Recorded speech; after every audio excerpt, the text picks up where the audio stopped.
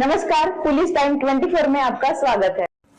राज्य में चुनाव नतीजों को लेकर काफी बातें हो रही है। महाविकास आघाड़ी के उम्मीदवार रोहिणी खड़से ने प्रतिक्रिया देते हुए कहा कि जो उम्मीदवार गांवों में प्रचार के लिए लोगों को नहीं जुटा सके, वो गांवों में नेतृत्व कर रहे हैं। आखिरकार नतीजे सामने हैं, लेकिन हम कह रहे हैं कि जो हुआ उसकी जांच होनी चाहिए। आजचा जो निकाल आम्ही बघतो आहे त्या निकालामध्ये प्रचंड असा घोळ आम्हाला दिसतोय।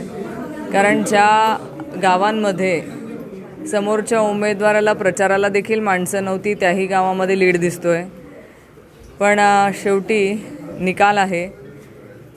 जे काय झालेलं असेल त्याची तर आम्ही म्हणतेच की आम्ही चौकशी झालीच पाहिजे। कारण एवढ्या मतांनी ज्या उमेदवाराला मतं मिळत आहेत आणि त्याचबरोबर 2 दिवस आधी एक यादी सोशल मीडियावरती प्रसिद्ध करण्यात आली होती। त्याच यादीमधले आकडे आणि आत्ता निकालामध्ये आलेले आकडे हे समान आहे।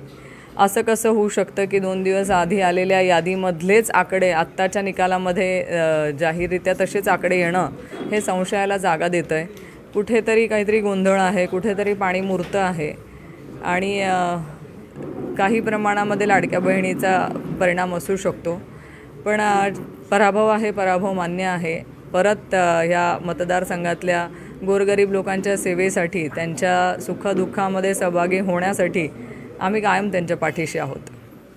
भावनिक असणं साहजिक आहे। त्यांनी त्यांच्या गावामध्ये जी मेहनत घेतलेली आहे त्या मेहनतीला त्यांना प्रतिसाद लोकांनी मिळाला आहे असं अपेक्षित असतं।